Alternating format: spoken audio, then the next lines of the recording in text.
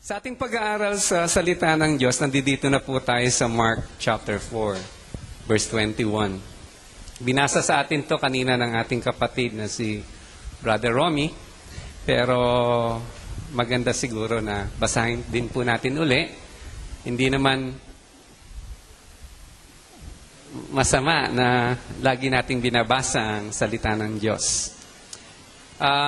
Nandun tayo sa chapter 4, verse 21, nung nakaraang linggo bilang recap, na pag-usapan po natin yung chapter 4, verses 1 to 20. At maalala niyo po ba na ang chapter 4, verses 1 to 20 ay patungkol sa uri ng lupa, no?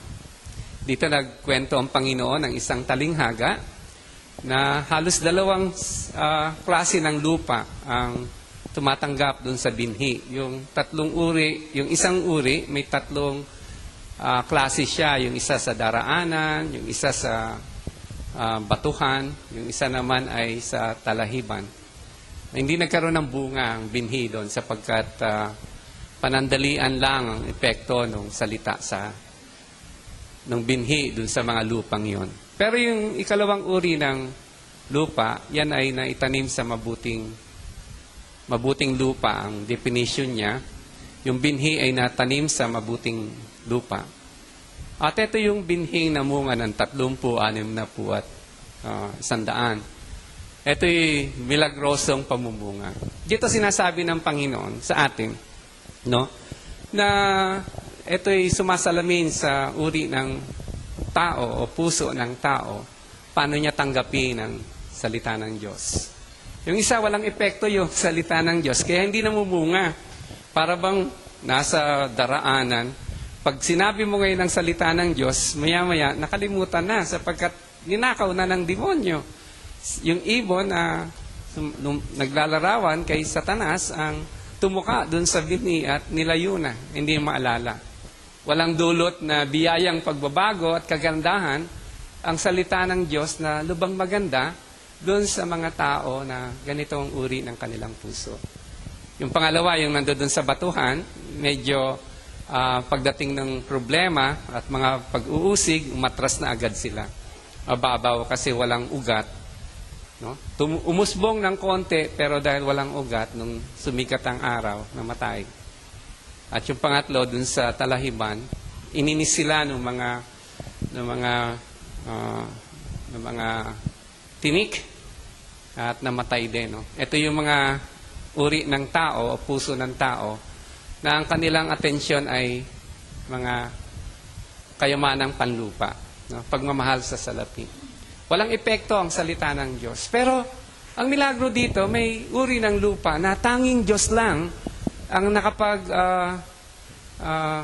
prepara, no? Ito yung puso na ang Diyos lang ang pwedeng maghanda na kayang tumanggap ng binhi ng salita ng Diyos. At ito yung puso na magkakaroon ng bunga. 30, 60 at 100. At sa pagpapatuloy, naniniwala ko may koneksyon yung mga talinghagang babasahin natin ngayon sa 21 hanggang 34 dun sa naunang talinghaga. Yung unang talinghaga, hindi nila naintindihan, maging yung mga alagad ng Panginoong Yesus, na kailangan ipaliwanag ng Panginoon sa kanila yung talinghagang ito. Pero sa mga susunod na talinghaga, mukhang wala nang binigay na eksplanasyon si Jesus, ang ating Panginoon, sapagkat nakakonekta to doon sa unang talinghaga at nagkaroon sila ng pagkaunawa dito sa mga kinuwentong talinghaga ng Panginoon. Dito sa ganitong estado natin umpisahan ang ating pag-aaral, kung ready na si Mia, chapter 4, verse 21. Mari po bang maanyayahan kayo na tumayo at sabay-sabay po nating basahin ito. Ako yung verse 21, kayo yung verse 22, hanggang matapos po natin hanggang verse 34. Verse 21, ako muna po.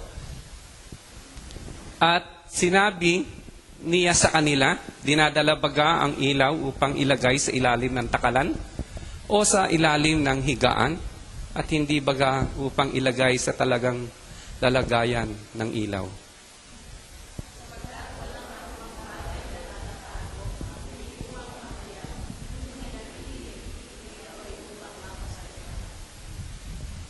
Kung ang sino man ay may pakinig na ipakikinig ay makinig.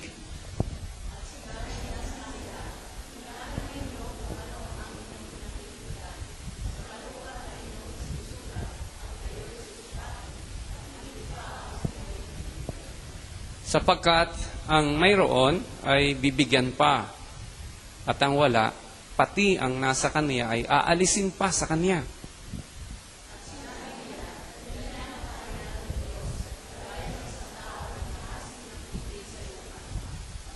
At natutulog at nagbabangon sa gabi at araw at sumisibol at lumalaki ang binhi na di niya nalalaman kung paano.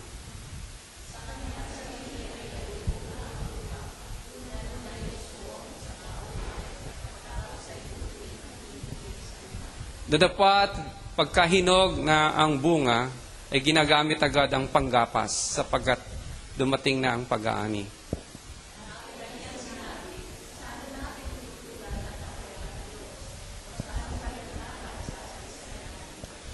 Ito'y tulad sa butil ng binhi ng mustasa na pagkahasik sa lupa, bagamat siya'y lalong pinakamaliit sa lahat ng mga binhi ng sa lupa.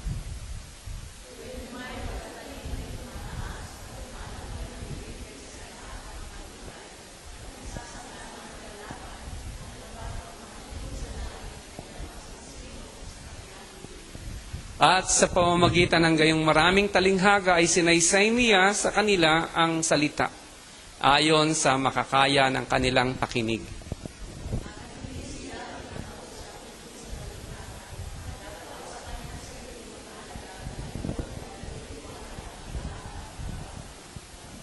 Salamat po, O dakilang Diyos, sa iyong banal na salita.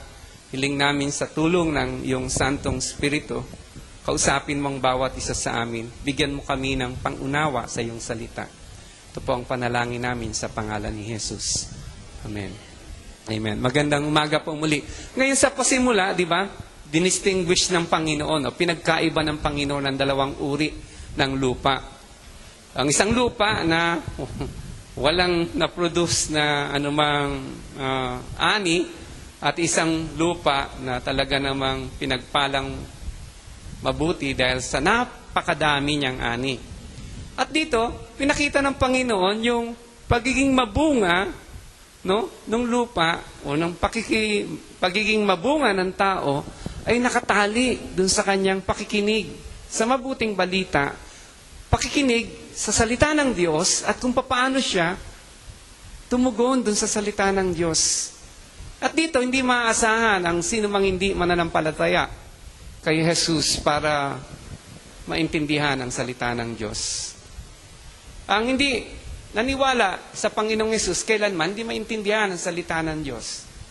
Katunayan, ang galing tayo dun sa chapter 3, nakita natin kung paano maging yung mga religious leader, yung mga Saduceo, mga Eskriba, mga Pariseo, na nung panahon na yun ay tinitingala ng maraming mga Hudyo bilang kanilang leader reliyon, hindi nila naunawaan ang sinasabi ng Panginoon.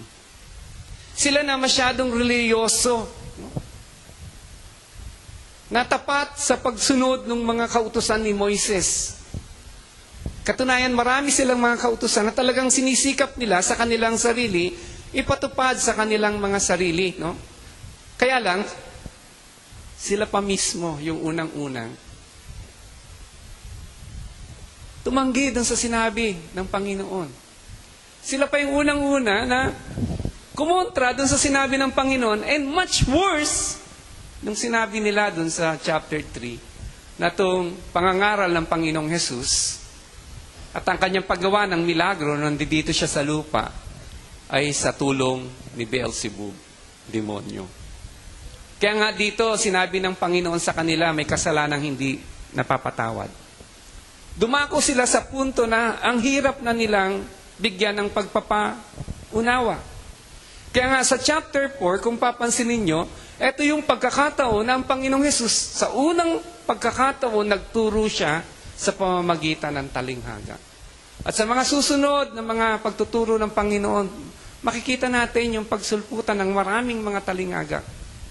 Na dun sa verse 9 ng chapter 4, maging dun sa binasa natin ngayon, sa verse 23, sinasabi sa atin ng Panginoong Hesus, yung makinig, yung may pandinig. Ibig sabihin, ito yung mga tao na may kahandaan, binigyan ng pribileyo ng Diyos, upang maunawaan ang salita ng Diyos. At sa pagkakataon po natin, tayo yan, mga nagsasabing nananampalataya kay Jesus. Kaya nga, dito sa ating pag-aaral ngayong umaga, sinasabi dito ng Panginoon, ang susi ng buhay na mabunga ay dun sa tamang pakikinig. At yung mga talinghagang binasa natin kanina, may relasyon yan kung paano tayo dapat ay makinig sa Panginoon. Yung mga mamaya ipapakita ko. Ang biyaya ng kaligtasan, yan yung pinakasukdulang regalo kaloob ng Diyos sa atin. Pero yung biyaya ng kaligtasan, nakatali din pala yan. Dun sa katotohanan na kailangan muna nating maunawaan kung ano yung mabuting balita at panampalatayanan yun. Kaya nga kung may isang karakteristik ang isang mananampalataya, para ipatotoon niya na siya ay tunay na mananampalataya kay Kristo, yung kanyang pakikinig sa salita ng Diyos. Yan po yung dapat nakatangian ng isang mananampalataya. They listen to the Word of God, they hear the Word of God, they believe the Word of God, they love the Word of God, they obey the Word of God. Nandoon yung bottom line po ng lahat ng mga mananampalataya, yung paano natin ituring, itangi yung salita ng Diyos sa ating buhay. Napakahalaga ng divine truth, napakahalaga ng katotohanan mula sa Diyos. Pero ang katotohanan ito, inireserve ng Panginoon para dun sa mga nagtiwala sa Kanya. Kaya nga, yung sinabi ni Paul dun sa mga taga-Korinto, yung taong natural cannot understand the things of God. Ang isang taong natural, hindi niya maunawaan ang salita ng Diyos. Sa kanila nga, kalukuhan yun, kabalbalan. Pero sa isang taong hinanda ng Diyos ang kanyang lupa, ang kanyang puso, napakahalaga sa kanyang salita ng Diyos. Naniniwala tayo, man shall not live by bread alone, but by every words that comes out from the mouth of God. Kaya nga, dito, magandang panukat ito sa ating pananampalataya kay Kristo. Sa ating pananampalataya. Kung ano yung uri ng kahandaan, meron tayo sa ating mga puso na makinig sa salita ng Diyos. Hindi natin pinapakinggan yung sarili lang natin. Hindi natin pinapakinggan yung tinig ng karamihan. Hindi ang importante sa atin. Pakinggan natin yung salita ng Diyos. Kaya, pangunahin sa buhay ng isang mananampalataya, yung Biblia, yung salita ng Diyos. You can't live without the Word of God. Man shall not live by bread alone, but by every words that comes from the mouth of God. At alam niyo, miski ang Panginoong Jesus sa kabilang Ebanghelyo, sa Gospel ni John, sa chapter 10. Dinipine din ng Panginoon to eh. Sabi ng Panginoon sa chapter 10, verse 3, the sheep hear my voice. Ang mga tupa ko, naririnig nila yung aking boses. Sabi dun sa verse 4, chapter 10, John, the sheep follow him because they know his voice. Naintindihan. Hindi alien sa atin ang salita ng Diyos. Na kapag binasa natin sa salita ng Diyos, maaaring sa umpisa, may mga tanong tayo pero naintindihan natin eh. At ang puso natin, nakita natin, we cling on to the Word of God. Mas gusto natin talagang unawain, intindihin yung salita ng Diyos. Doon sa chapter 10 ng John, verse 16, sabi ni Jesus, may mga iba akong kawan, ibang tupa, bukod dun sa mga Hudyo. Sino yun? Tayo yung mga hintil. Pero ano man sinabi ng Panginoon? Sa verse 16, they also hear my voice. Itong kawan ng Panginoon na to, hindi yung mga Hudyo, nakausap niya noong mga panahon na yon. Maging yung mga Hentil, tayo po yun, hindi mga Hudyo, mga Hentil, na mananampalataya, may katangian na meron tayo, kagaya ng katangian na binigay na meron sila. Ano yun? We hear God's voice.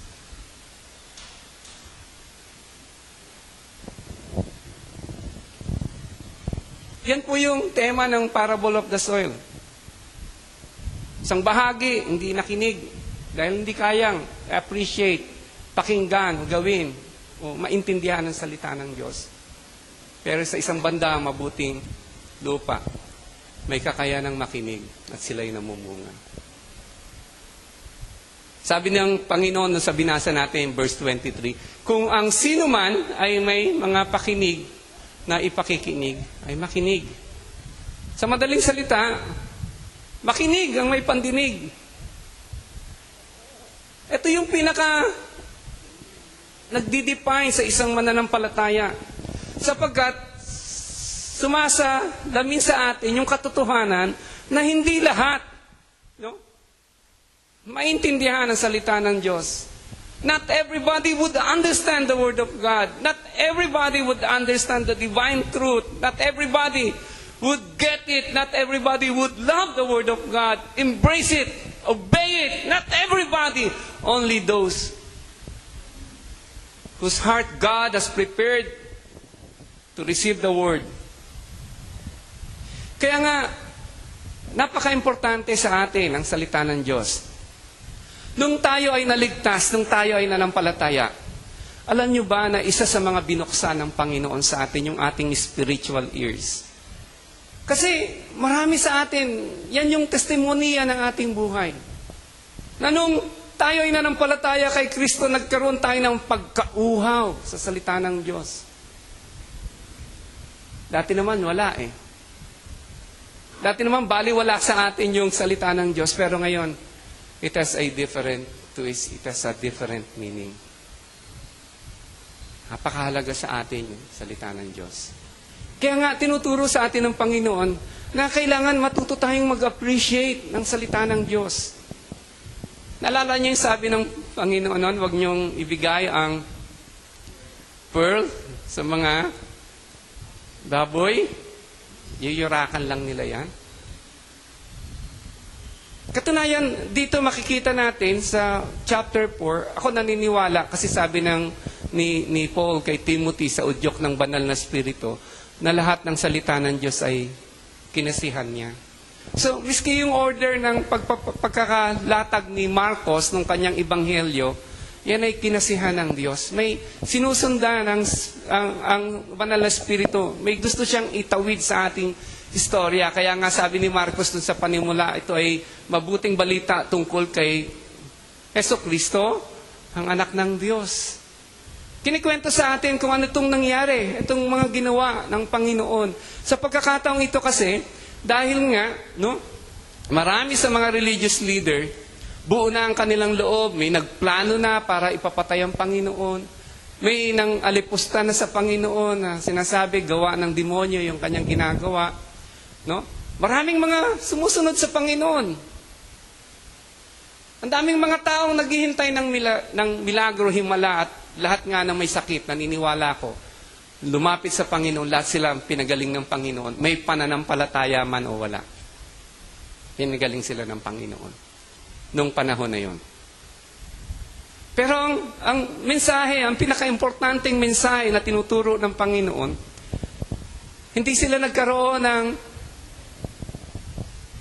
kakayahan para maunawaan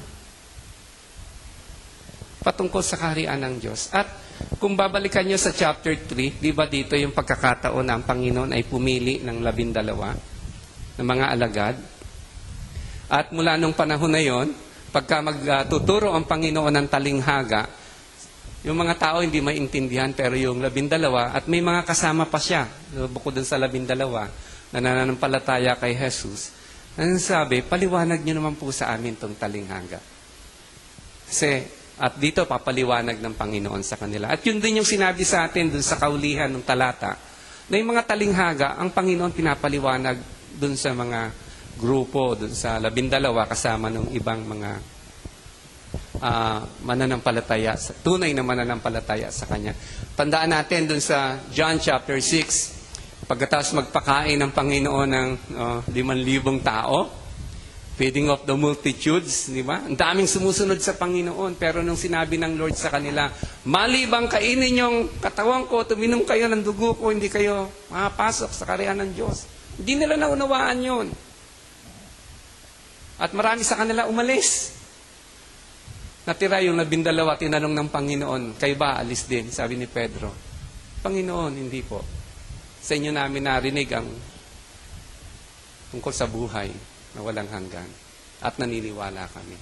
So, tandaan natin dito sa yung konteksto ngayon na pinag-aaralan natin yung pamumunga, ang kontekstong ito ay patungkol dun sa evangelism. Okay? Paano tayo sa buhay natin magkaroon ng bunga. Pero hindi naman limitado yan. Pwede nating i-apply itong katotohanan ito sa ibang area ng buhay natin. Pero pangunahin dito sa ating pag-aaral ngayon, yung evangelism, yung sa mga pagkakataong ito, ang daming sumusunod sa Panginoon, pero marami doon, hindi naman naniniwala eh. Katunayan, nagtabi na nga siya ng 12 para turuan at maging kasama niya. At mula sa 12 ito ay magumpisa ang parang buto ng mustasa, maliit ng panimula. Pero ang conclusion sa bandang huli ay isang magiging malaking gawain na kung saan makakapalimlim yung ibang mga ibon.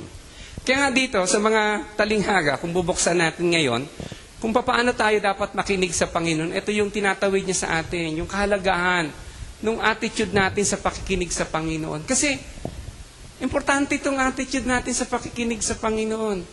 Pwede tayong, kagaya ng nanay, sinasabi dun sa anak niya, ikaw anak, pag dinidisiplina kita, pag sinasabihan kita, pasok dito, labas dito. Walang nangyari, di ba? Pero sinasabi sa atin dito ng Panginoon ngayon, yung may pakinig-makinig, ingat tayo. Appreciate natin yung word niya. Pakinggan natin mabuti para maunawaan natin. Appreciate natin. Sapagkat ang salita niya ay buhay. Kung gusto nating maging matibay tayo, matindi tayo, o establisado tayo dito sa magulong mundo, walang patnubay na dapat nating gawin sa ating buhay maliban sa patnubay ng salita ng Diyos. Napaka-importante ito eh. Na may mga desisyon tayong ginagawa sa ating buhay, pero sana naman, ang desisyon natin, kinonsulta natin yung prinsipyo ng salita ng Diyos. Marami sa mga desisyon ngayon, shortcut. Walang pagsang-ayon sa sinabi ng salita ng Diyos.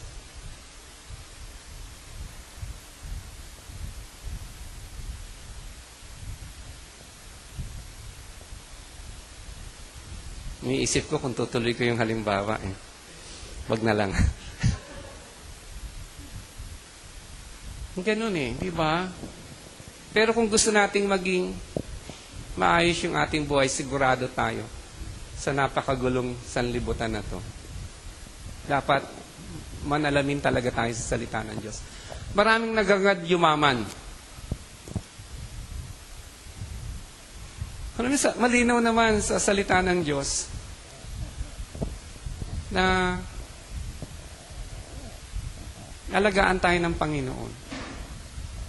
Hindi tayo pababayaan ng Panginoon. Maraming nag-ambisyong yumaman kahit mali yung kaparaanan. Kaya ang Pilipinas, ang gulo Kasi ang daming mga milyonaryo, hindi naman dapat milyonaryo. Diba? Ang ginawa nila ng urakot. Pero sa dakong huli, hindi naman masaya ang buhay nila Hindi naman nakakainggit ang buhay nila.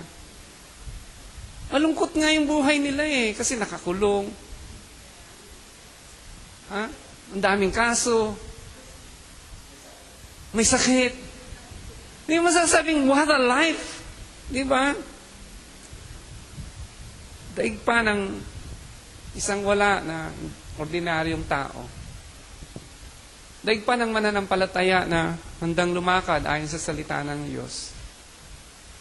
Ang buhay niya ay puno ng kapayapaan, kagalakan. Sa gabi, pag panahon na ng tulog, ay nakakatulog. Kahit sardinas ang ulam. How to listen to the Word of God. Yan yung tinuturo sa atin ngayon. Kasi, yung sa parable of the sower, yung dalawang uri ng lupa, dinistinguish sila kung paano makinig. Yung isang nakapakinig ng tama, namunga. Yung hindi nakapakinig ng tama, hindi namunga. At yung follow-up ng Panginoon na yan, at dito tinuturuan niya yung mga alagad, no? Paano sila sa mga panahong ito na ititrain sila ng Panginoon, paano nila dapat papakinggan ng Panginoon. Unang-una, dun sa unang talinghaga, sinabi niya sa kanila, dinadala baga ang ilaw upang ilagay sa ilalim ng takalan o sa ilalim ng higaan? At hindi baga upang ilagay sa talagang lagayan ng ilaw sapagkat walang anumang bagay na natatago kundi upang mahayag ni nalilihim kundi yung dapat mapasaliwanag.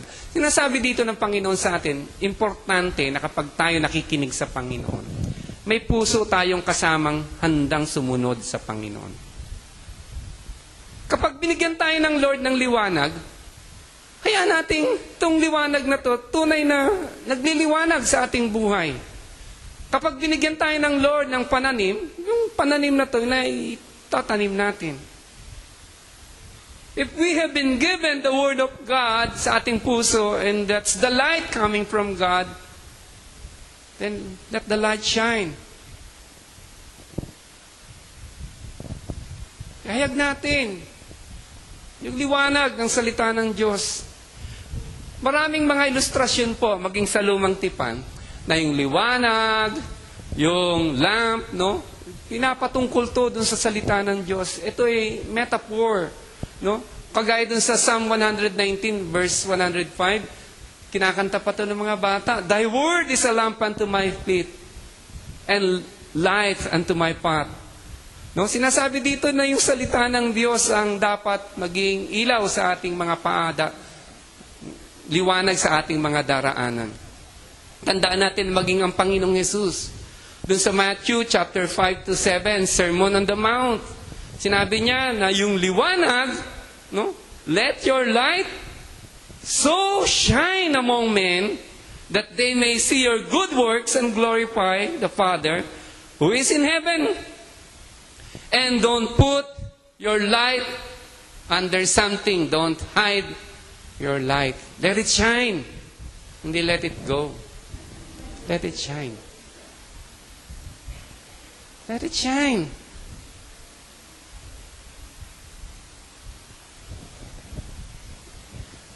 Napakaganda yung start ng training session ng Lord sa mga apostle.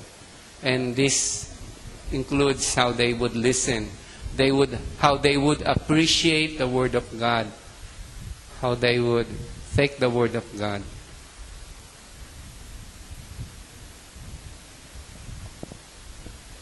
Sabi ni James, kapag tayo nakakapakinig ng salita ng Diyos, ngunit hindi natin ginagawa, may niloloko tayo. Sarili natin. We deceive ourselves. Si Jesus, nung sa katapusan ng kanyang Sermon on the Mount, nagkwento siya ng isa pang talinghaga tungkol sa isang taong matalino at isang taong mangmang. Ang pinagkaiba, yung taong mangmang at taong matalino, pareho silang lumapit kay Jesus. Pareho silang nakinig ng salita ni Jesus. Pero yung matalino, naging matalino sapagkat yung salita, ginawa niya. Yung mangmang, yung salita, hindi niya ginawa. Kaya nga nung panahon ng pagsubok, nawasak yung bahay ng mangmang. Ngunit yung bahay o yung buhay ng matalino ay nanatiling nakatayo sa gitna ng mga pagsubok. Let your light so shine. Sa August 4 to 6, meron po tayong seminar dito, study exposition on 1 Thessalonians. Magbibigay po niyan yung isang missionary galing sa States, si Pastor Mark Pakinggan. Pilipino siya, pero konti lang alam na salitang Pilipino kasi laking states, no? Panawagan ko, 9 to 3, Monday to Wednesday. Pagdating ng Wednesday, half day lang. 9 to 12 lang. Pero bakit hindi nyo pakinggan si Pastor Pakinggan? Maging, kung may panahon naman tayo sa araw na yon, punta tayo. Let's listen to the beauty and the glory of the Word of God. Katunayan, nung every Tuesday, meron kaming mentoring ng mga pastor dito sa church. Kasama namin yung ibang mga pastor dito sa Cainta. At ang tinatalakay namin yung 1 Thessalonians. Nandun pa lang kami sa introduction. And we are so blessed na eh. Ganun dapat yung dating ng salita ng Diyos sa atin.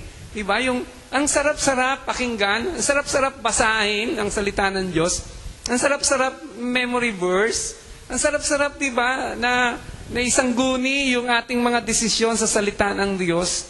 Diba? Ang sarap-sarap patupad yung salita ng Diyos sa ating buhay. We listen with the intent to obey. Sa ibang context, no? Hindi dun sa context ng hahayo o pag-evangelism. Yung listening to God without obeying. Maraming nangyayari dito, nakikinig sa salita ng Diyos. Sabi ng Lord, it is very important that you forgive. Alam nyo ba yon? Sinabi ng Lord John. Forgive that you may be forgiven. Judge not that you may not be judged. Matthew chapter 7. But if you want to remove the speck from your brother's eye, first remove the speck in your eye. The log in your eyes.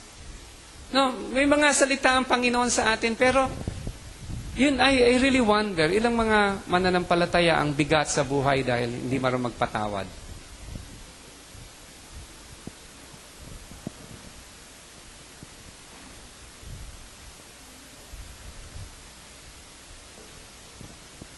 Kayo, tingin nyo. Maraming mga mananampalataya ang napakahilig maghusga ng kapwa. Hindi naman dapat. Tingin nyo. Hindi ko sinabing kayo. Tingin nyo lang. Marami ba? Di ba may mga ganito pa rin, pero dapat, sinasabi nga sa atin dito ng salita ng Diyos, let your light so shine.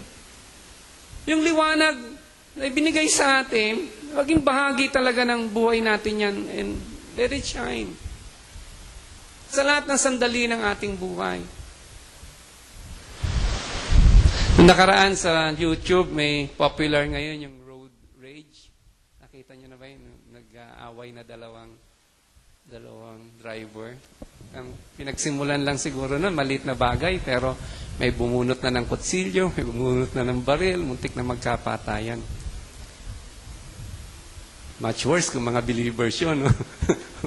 Kita sila sa church, oh brother, dito ka pala.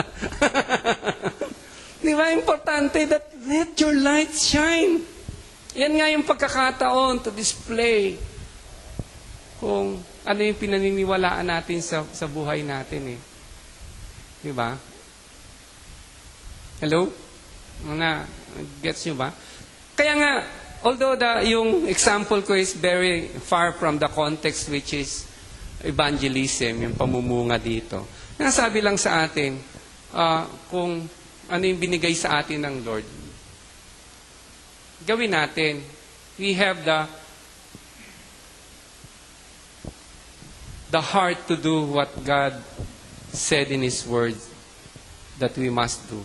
Alam niyo po, miski sa city, sa area ng evangelism, nagpe-pray tayo ngayon na by next October, makapag-tatagpo tayo ng citizen mission. Ito yung tututok sa vision natin that we spread everywhere the fragrance of the knowledge of Christ. Maliit nga tayong simbahan, pero hindi naman sinabi ng Panginoon, pag maliit yung simbahan nyo, hindi na kayo humayo. Ito yung context nito, ito yung pinaka-context nito. It's important for the church to obey the Great Commission. If we're believers of the Lord, we must obey the Great Commission. Parang naalala ko si Rachel nung sinabi niya kay Jacob, "Give me children or I'll die." Ang church dapat may passion for the Great Commission. Para magawa natin yung Great Commission, naintindihan natin kailangan mag-train tayo ng mga pastor, mag-train tayo ng mga leaders. Tututukan natin yan. Naintindihan din natin na kung may mga pastor na tayo, dapat alagaan natin sila. Tutukan ng CTC Mission yan. Naintindihan din natin na tayo, hindi tayo nag-iisa dito sa mundong ito. We partner with the body of Christ. We're part of the body of Christ. Kaya nga sa August 4 to 6, hindi yan pang CTC, pang body of Christ yan. Kasama dyan yung mga leaders ng ibang church, makikinig kay Pastor Mark Pakinggan. Ang ganda ng apelyido niya, kaya naulit-ulit ko, pakinggan natin si Pastor Pakinggan. Nung Friday, nagsalita siya dito, tuwan-tuwa yung mga pastor natin. Kasi, napakagaling daw ni Pastor Pakinggan. Napakinggan nilang magaling talaga si Pastor. Kaya, yun, pakinggan natin yung salita ng Diyos, no? Kaya nga, ginagawa po natin yan, di ba? We train leaders. At special po sa atin yung mga tatay. Kaya nga yung tatay sa November, merong Father's Retreat. Kasi we are praying na yung mapakita natin yung leadership ng mga tatay. Yan yung prayers ng mga nanay for so long. At ngayon, dapat aksyonan na. Now na. This year na. Umpisahan natin somewhere. At ito makakatulong to sa commitment ng church for the Great Commission. So, as a church po, I'm very pleased to tell you that we have the ears to listen to the Word of God and the readiness to obey God in this Great Commission. Yung commission na binigay niya sa atin. So, that's number 1. Number 2 po, na dapat, paano tayo dapat makapakinig ng salita ng Diyos. We listen relying on God. At dito binigyan ng Diyos tayo ng talinghaga tungkol sa binhing tumutubo. Sinabi pa ni Jesus, ang kaharian ng Diyos ay may itutulad sa isang taong nagasik ng binhi sa kanyang bukid, natulog siya kung gabi at bumabangon kung araw, samantalang ang binhi ay tumutubo at lumalago, ngunit hindi alam ng naghasik kung papaano. Ang lupa ang nagpapasibol at nagpapabunga ng mga pananim. Usbong muna ang lumitaw, saka tangkay, pagkatapos nahihitik ito sa butil. Kapag hinog na ang mga butil, agad niya itong iginagapa sapagkat panahon na ito upang ito'y anihin. Itong pangalawang karakteristik, nakikinig tayo sa salita ng Diyos at umaasa tayo sa Diyos mismo. We listen and we rely on God. Kasama ang Diyos. Salita niya yan, dapat umasa tayo sa Kanya na siya yung gagawa ng Kanyang salita. Kagaya nitong mga hasik. Pag hasik niya, natulog siya. Habang natutulog siya, tumikilos yung salita ng Diyos. Lumalaganap ang salita ng Diyos. It is very best for the Word of God that we preach it. And believe God that as we preach the Word, God is at work at the hearts of men. Pero napakahirap naman kapag iniisip mo na ikaw yung magbabago ng puso ng tao, you will be frustrated. Kahit magulang ka, hindi mo kayang baguhin ang puso ng iyong anak. Kahit ang laki ng impluensya mo sa iyong anak, hindi mo pa rin kayang baguhin yan. But God can. God can prepare. And His words, God's word is the tool He made ready for us para mag-epekto ng pagbabago sa buhay. Nagtanim. Sabi dito, natulog din eh. Diba? Yung iba, ayaw magpahinga eh. Akala nila na sa kanila nakasalalay yung tagumpay ng pagbabago ng tao. Yung ibang pastor tumakbo na, maging mayor, maging barangay captain, maging congressman, maging senador, maging presidente. Gusto nang tumakbo dahil akala ba nila sila magbabago ng puso ng tao? Hindi. Mali. Only God can. Sino ba magbabago ng puso natin? Pastor nyo? Hindi. Only God can. Only God can effect change. And His Word is the tool. Kaya tinuturuan tayo paano tayo makikinig sa salita ng Diyos. Paano tayo dapat umaasa sa salita ng Diyos.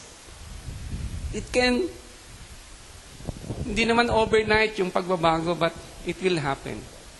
Kasi may pangako ang Lord, whatever God starts in our life, whoever begins a good work in you, sabi ni Paul sa Philippians 1:6, God who started a good work in you will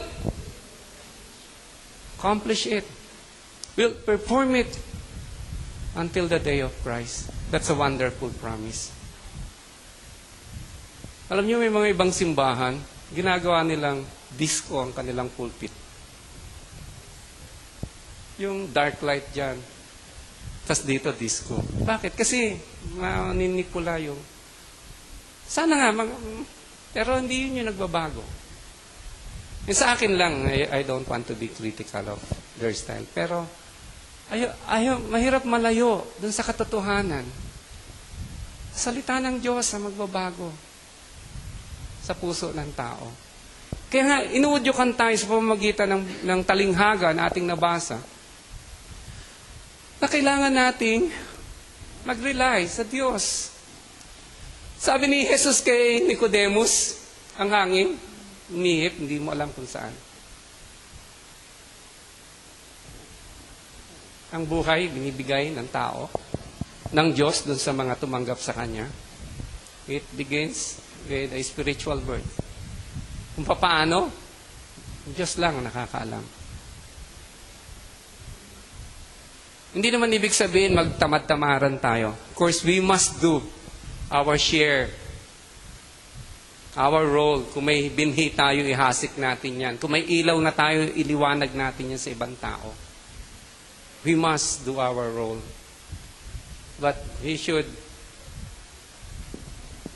with all of our heart, embrace this truth that in the end, it is the Lord who would take the change, necessary change.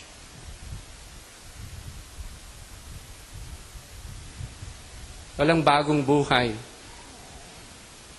magre-resulta sa gawa ng tao. Bagong buhay ay resulta ng gawa ng Diyos.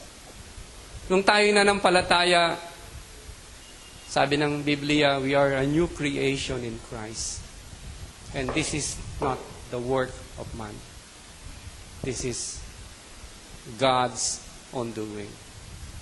Kaya nga, sa pakikinig sa salita ng Diyos, dapat may kahandaan tayo mag-rely dun sa Diyos. Ano yung sinabi niya? Paniwalaan natin. Maganda rin hindi na tayo limitado dun sa ating mga kakayanan. Hindi natin ini-interpret ang kakayanan ng Diyos base dun sa kakayanan natin. We rely on God. May mga halimbawa naman tayo sa simbahan. Kabili tayo na itong building. Wala tayong pera, but we rely on God. And God move in the hearts of men. Walang pilitan. Walang manipulasyon na nangyari. Ako naniniwala that because God called us to spread the fragrance of His knowledge everywhere. Ayun yung vision ng church. That God would provide workers in this church. Kaya ngayon pa lang, tinitignan ko yung ating balance sheet. Sabihin ko, wala tayong pera for church plant. Wala tayong pera for church growth. But I rely on what God can bring to us. At naniniwala ako that God would take care of our workers. So yun po, yung pangalawang talinghaga, nakikita ko na ito'y patungkol dun sa paano tayo dapat makinig, umaasa sa kakayanan ng Diyos. Yung pangatlo, at ito po yung panghuli, we listen with a confidence on the result. Nakikinig tayo sa salita ng Diyos na buo yung ating kasiguraduhan, panatag ang ating puso sa resulta. No? Hindi man natin alam, pero sigurado tayo sapagkat Ang sinunod natin, salita ng Diyos. Sabi dun sa Proverbs, para dun sa mga bata, train up a child in the way he should go. When they are old, they will not depart from it. Basta yun lang gawin natin. Turuan natin yung mga bata ng salita ng Diyos. At yung pagbabago, iasa natin. Sa dakong huli, hindi sila malalayo, hindi sila mapapariwara.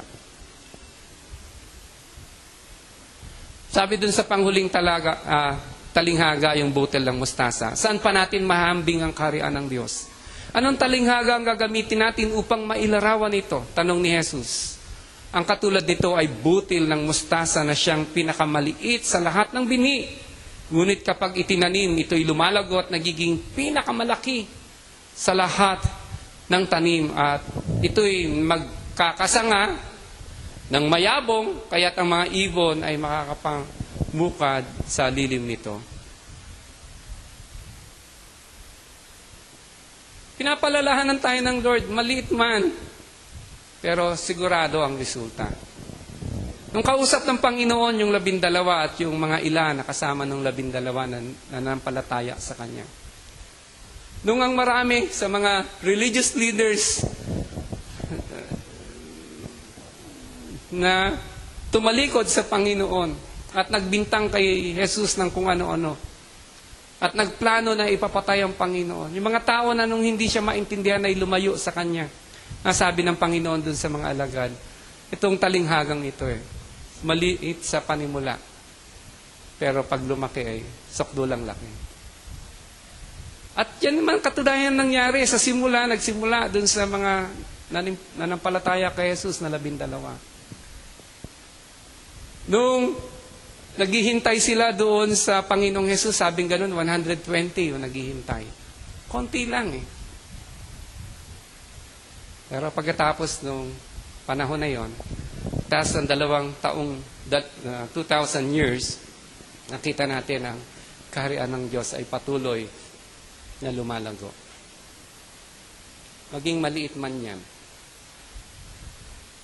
Pero yung paglago niyan ay sigurado ganap. Kaya nga, sabing ganun, magkaroon kayo ng confidence. Kasiguraduhan na lalago. Isa nang nadi-discourage tayo pag tumitingin agad tayo sa number. Ang pinaka-importante na dapat natin tignan, yung gaano tayo katapat sa paghayag ng salita ng Diyos. Gaano katapat yung mga leaders ng church mag-aral ng salita ng Diyos. At ipatupad yung mga prinsipyo ng salita ng Diyos sa loob ng iglesia, sa loob ng simbahan. Lumakad ang bawat isa ayon sa salita ng Diyos. Habang ginagawa natin to, there is no limit to what God can do to our lives. As we obey, as we rely, as we find confidence in the Word of God, there's no limit what God can do to our lives. Pagkatapos ng 2,000 taon, mahigit, kita natin ngayon pag-usbong ng maraming mga mananampalataya ni Kristo. Maliit na panimula. Sa dakong muli ay malaki. Kaya nga, tayo maging kung object lesson sa simbahan natin, maaaring maliit tayo. Pero patuloy nating maging tayo ang hamon sa bawat isa, maging matapat sa salita ng Diyos. Lumakad ayon sa salita ng Diyos. Tignan natin kung sa dakong muli, kung hindi ang Diyos ang siyang pagpala sa lahat ng ating ginagawa. Sinasabi sa atin ng Panginoon, mga kapatid, dito sa mga talatang pinag-aralan natin, na ang isang naghihiwalay sa tunay na mananampalataya yung kanyang kahandaang makinig ng salita ng Diyos. Sapagkat ang isang mananampalataya ay binigyan ng Diyos ng Espiritu. Binigyan ng Diyos ng tainga para makapakinig ng salita ng Diyos. Paigtingin natin ang katangian nating makinig sa salita ng Diyos. Na sa tuwing makikinig tayo, magbabasa tayo ng salita ng Diyos, mag-aaral tayo ng Biblia, may kahandaan tayo sa ating puso sundin yung ipatupad, gawin yung sinabi ng salita ng Diyos.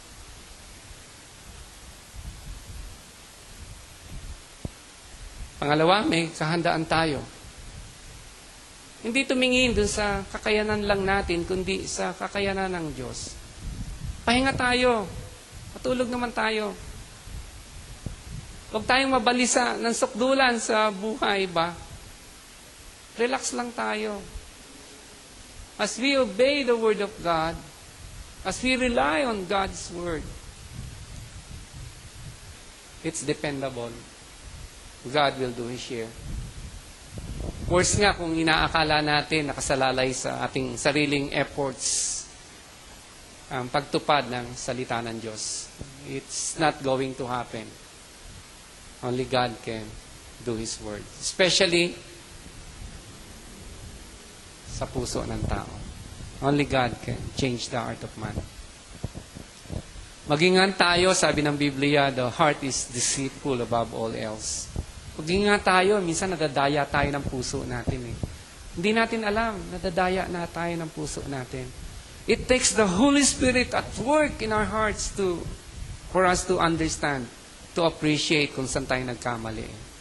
Otherwise, hindi natin makita to But it's the work of God. We must rely on the Word of God. And then, finally, we must have confidence in God's Word. God's Word is our sure foundation. No? Maliit man, pero it's going to grow. And this is our privilege, being believers. To know the truth, to obey the truth, to love the truth. Let's maximize this. Brothers and sisters, let the Word of God richly dwell in our hearts. May the Word of God bless every one of us this morning. Let us pray. Dakilang Diyos, ang aming pong taos na pasasalamat sa iyong salita. Salamat, Panginoon, binigyan mo kami ng kakayanan, maunawaan ang iyong salita. Na kapag ikaw ay nagsasalita, nagkaroon po kami ng kakayanang maunawaan. Hindi po foreign language sa amin ang iyong salita. Kaya nga dalangin po namin ang aming mga puso na patuloy mong buksan, bigyan liwanag, bigyan katotohanan.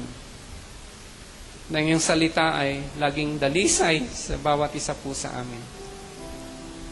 Na sa dakong huli, dahil sa pakikinig namin sa iyong salita na may kahandaang sumunod sa iyo. Pakikinig po namin sa iyong salita na umaasa sa iyo. Pakikinig namin sa iyong salitang sigurado sa iyo. Ang aming buhay ay mga buhay na binago mo. Ang aming mga liwanag ay tunay na nagningning dito sa mundo aming ginagalawan. At ito'y makapamunga ng bunga na kami mismo ay mamamangha. Pagpalain mong bawat isa sa amin, Lord. Comfort mo kami. Palakasin mo kami. Biyayaan mo kami. Sa pangalan ni Jesus.